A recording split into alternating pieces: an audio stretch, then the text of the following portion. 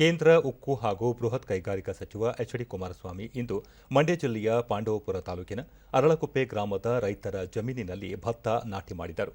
ರೈತ ಮಹಿಳೆಯರೊಂದಿಗೆ ಗದ್ದೆಗೆ ಇಳಿದು ನಾಟಿ ಮಾಡಿದ ಎಚ್.ಡಿ. ಕುಮಾರಸ್ವಾಮಿ ಅವರೊಂದಿಗೆ ಸ್ಥಳೀಯ ಜೆಡಿಎಸ್ ಮುಖಂಡರು ಪಾಲ್ಗೊಂಡಿದ್ದರು.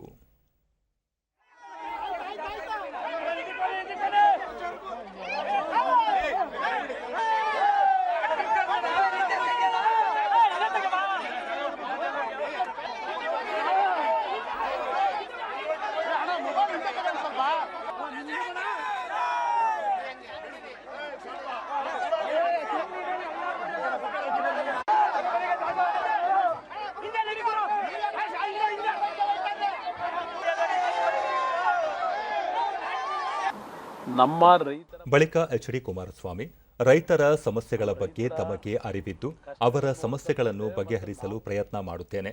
ಈ ವರ್ಷ ರಾಜ್ಯದಲ್ಲಿ ಉತ್ತಮ ಮಳೆಯಾಗಿದ್ದು ಜಲಾಶಯಗಳು ತುಂಬಿವೆ. ಇದರಿಂದ ರೈತರು ಸಂತಸಗೊಂಡಿದ್ದು ಕೃಷಿ ಚಟುವಟಿಕೆಗಳಲ್ಲಿ ತೊಡಗಿಕೊಂಡಿದ್ದಾರೆ ಎಂದರು. ಕೇಂದ್ರ ಕೃಷಿ ಹಾಗೂ ರೈತರ ಕಲ್ಯಾಣ ಸಚಿವ ಶಿವರಾಜ್ ಸಿಂಗ್ ಚೌಹಾಣ್ ಅವರು ರೈತರ ಕಲ್ಯಾಣಕ್ಕಾಗಿ ಹಲವಾರು ಯೋಜನೆಗಳನ್ನು ಕೈಗೆತ್ತಿಕೊಳ್ಳಲಿದ್ದಾರೆ ಎಂಬ ಭರವಸೆ ತಮಗಿದೆ. ರೈತರ ಆದಾಯ ಹೆಚ್ಚಿಸಲು ಕಾರ್ಯಕ್ರಮಗಳನ್ನು ರೂಪಿಸಲಾಗುವುದು ಎಂದು ತಿಳಿಸಿದರು.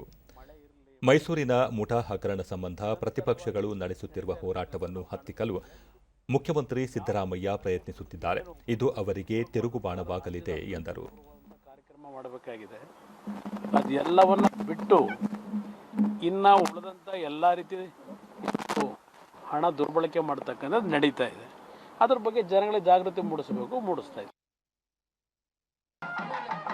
ಇದಕ್ಕೂ ಮುನ್ನ ಎಚ್.ಡಿ. ಕುಮಾರಸ್ವಾಮಿ ಕಾವೇರಿ ತಾಯಿಗೆ ಪೂಜೆ ಸಲ್ಲಿಸಿದರು. ಈ ವೇಳೆ ಜೆಡಿಎಸ್ ಮುಖಂಡರಾದ ಸಿಎಸ್ ಪುಟ್ಟರಾಜು, ಅನ್ನದಾನಿ ಮತ್ತಿತರರು ಉಪಸ್ಥಿತರಿದ್ದರು.